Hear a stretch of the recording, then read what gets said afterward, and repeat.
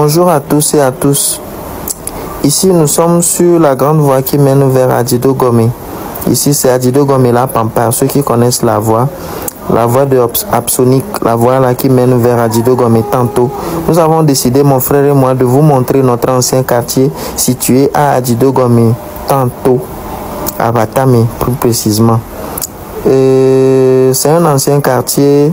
Nous avons habité ici entre 2000 et 2008. Nous avons fait seulement 8 ans dans ce quartier. C'était une nouvelle construction que nos parents ont fait et nous avons vécu ici ensemble avec nos amis. L'enfance quoi, vous voyez. Mais aujourd'hui, c'est dans un état déplorable. C'est dans un état pitoyable, complètement pitoyable. C'est irréversible ce qui s'est passé. En 2008, une pluie diluvienne a envahi toute cette localité, contraignant les habitants à fuir cette localité, ce magnifique quartier comme ça. Et nous avons déposé, nous avons laissé nos souvenirs ici et nous sommes partis à cause de la pluie. Nous avons laissé derrière nous nos maisons, nos souvenirs, nos amitiés, nos liens et tout. Aujourd'hui, nous revenons, après 17 ans, nous revenons dans cette localité pour constater les dégâts que l'eau a fait. Franchement, et moi, avec mes comatiques blancs, me dit là, deux Français n'a monnaie, c'est même, me laisse vivre quoi. Ici, c'est l'église céleste d'Abata, mais ceux qui connaissent, nous sommes en train de rentrer dans l'église. Regardez, ceux qui connaissent, regardez l'état de l'église céleste d'Abata, mais c'est complètement, ça dit, regardez vous-même, on met quel adjectif ici pour qualifier? On met quoi pour qualifier? Depuis 17 ans maintenant, rien n'est fait. Bon, ça, ce n'est plus une question de personnes. C'est une question des autorités et des autorités qui doivent agir pour changer la vie de ces populations ici. C'est à peine 2 minutes du goudron. C'est à peine 2 minutes ou bien à peine 5 minutes à moto ou à voiture de la grande voie de la Pampa. Vous voyez? Et voilà, nous sommes ici. Regardez l'enceinte de l'église céleste de Adido Gomé Batame tantôt. C'est complètement inondé. Regardez les voies, les routes, les rues plutôt qui mènent vers les maisons. C'est inaccessible. C'est vraiment inaccessible. Et toutes ces maisons comme ça sont abandonnées et sont laissées pour cause. Vous imaginez quelqu'un qui a payé un terrain ici avec ses enfants, peut-être 8 enfants comme ça, avec les chambres et tout. Aujourd'hui, ils sont devenus des locataires. Vous imaginez des propriétaires qui sont devenus des locataires. Dans la ville, à tout laisse. Dans la ville, à tout laisse. Ceux qui ont des maisons bien situées et que l'eau et qui n'ont pas eu des ravages naturels ou bien des catastrophes, remerciez Dieu, parce que tout le monde aussi a programmé, mais Dieu n'a pas validé pour tout le monde. Si les gens savaient que l'eau allait prendre ici, ils n'allaient pas acheter. Vous voyez, il faut regarder. Imaginez la personne qui a construit. N'imaginez pas ceux qui ont habité. Imaginez la personne qui a construit là-bas pour préparer sa retraite. La personne va faire comment? De l'argent dépensé comme ça dans le vide. C'est jeté à l'eau quoi. Vous regardez les maisons. C'est ici nous avons grandi. On jouait au foot ici dans les rues là. On jouait au foot. Regardez les maisons. Toutes ces maisons-là, il y a les maisons des transitaires, maisons des douaniers, maisons des enseignants, maisons des menuisiers, maisons de pasteurs, maisons de... Oh, vraiment. Franchement, la nostalgie, quoi. Il y a plein de souvenirs ici. Franchement, c'est déplorable. C'est à peine 5 minutes du goudron de la Pampa, ça. Regardez qu'est devenu le quartier là. Ceux qui connaissent ici. Mettez-moi en commentaire ceux qui ont une fois emprunté ces voies-là. Vous vous souvenez, vous n'allez même plus reconnaître les voies. C'est complètement gâté, c'est délabreux. Regardez les maisons. Regardez les maisons. Prenez le temps de regarder. Vous regardez la profondeur de l'eau. Regardez la profondeur de l'eau. On a décidé de prêter notre image et notre page pour relayer cette cause, pour que les autorités puissent entendre les cris des populations. Les gens ont vraiment investi, ont pensé à leur avenir, ils ont payé des terrains, ils ont construit pour sécuriser au moins le foncier, le problème foncier pour eux, pour que après ils ne vont pas dépenser dans l'immobilier inutilement pour payer la dette de l'immobilier, payer les loyers inutilement. Mais regardez aujourd'hui, les propriétaires sont devenus tous des locataires.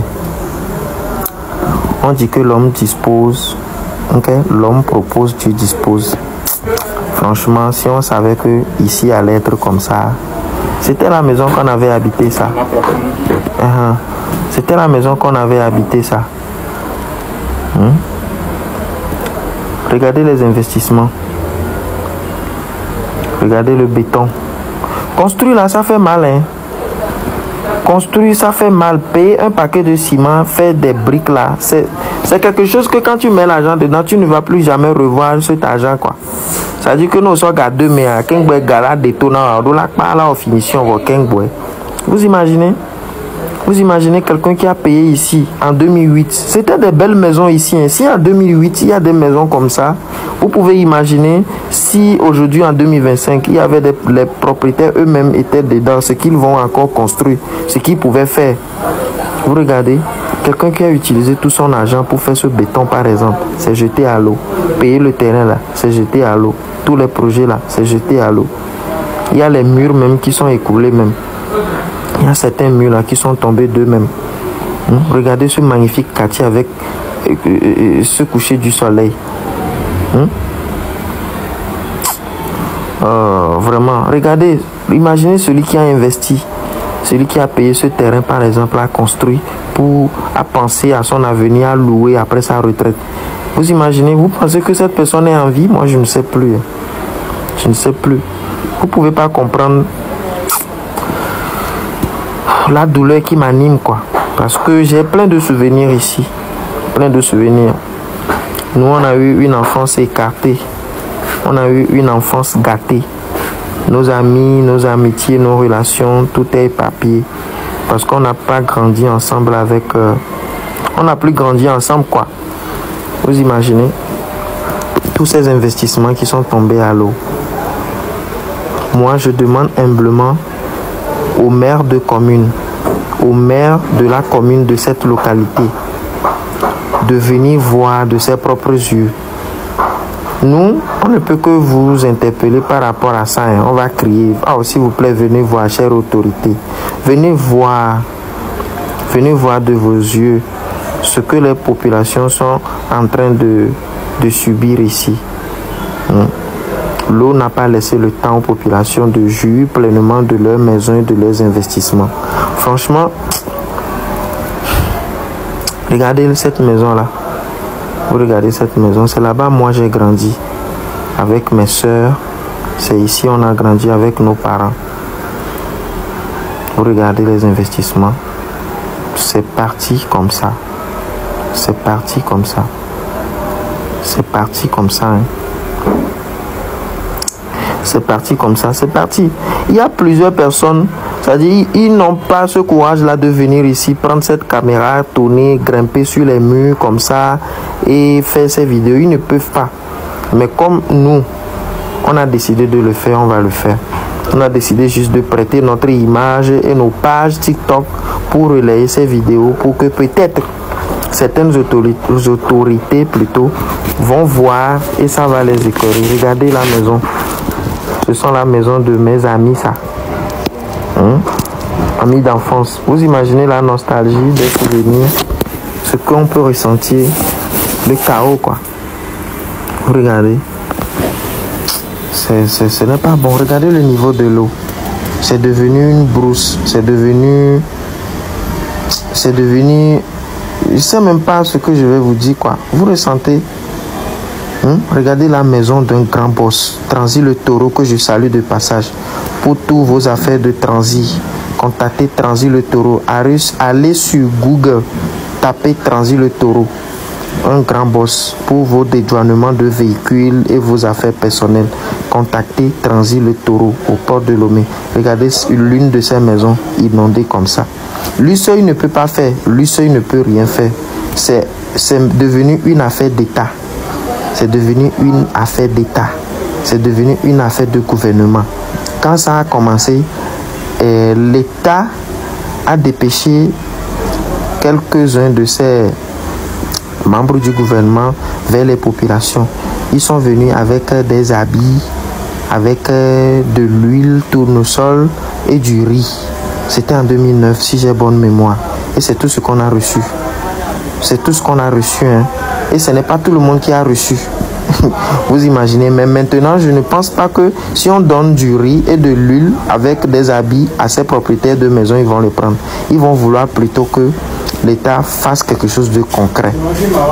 L'État fasse quelque chose de concret pour que les propriétaires de ces maisons puissent intégrer leur maison. Il faut juste faire des recueils d'eau pour que vous donnez de la direction au caniveau pour que quand l'eau qui va quitter Wonyome, Sorabidape, Adido Gomi, Agbemadon, Yokwe, toutes ces eaux-là viennent ici.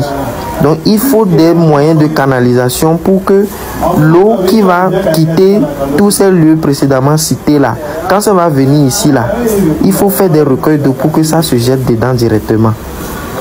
Missois fort, Missois l'olé fonami kolonami, chère autorité, venez aider les gens de cette localité. C'est une très bonne localité, c'est très bien situé par rapport à beaucoup de localités ici. C'est à peine 2 minutes de la frontière, c'est à peine 2 minutes du goudron de la Pampa, de Adido Gomi, Apsonic la Pampa, à peine 2 minutes. Vous passez souvent là-bas, mais vous ne savez pas ce qui est derrière. Vous ne savez pas ce que vivent les gens qui sont derrière Apsonic, Adido Gomi. C'est terrible. Regardez les investissements des gens. Ciment qui nous le font coup gravier quoi.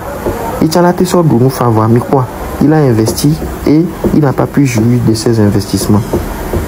Donc moi j'exhorte vivement les populations à saisir les autorités compétentes, partager les vidéos, relayer ça pour que les gens puissent voir le nombre de personnes, de communautés qui sont laissées pour cause, laissées à l'abandon.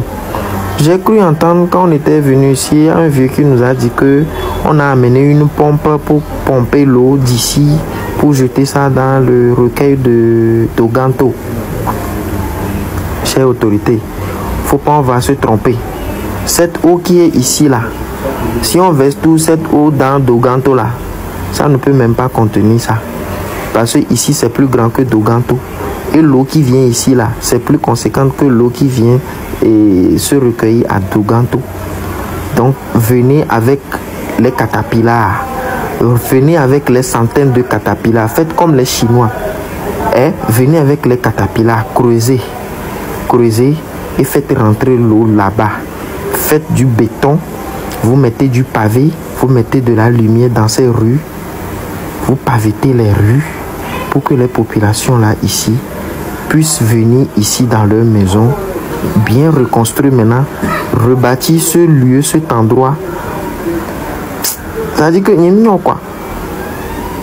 Mi so gakpo, si belle que mi barré na et noa mi a barré gakpo, le que ma goma okuna doa quoi, okune bino na très profond, si belle que mi oli tod mana, pa mi a so gakpo, so barrière ne kiki.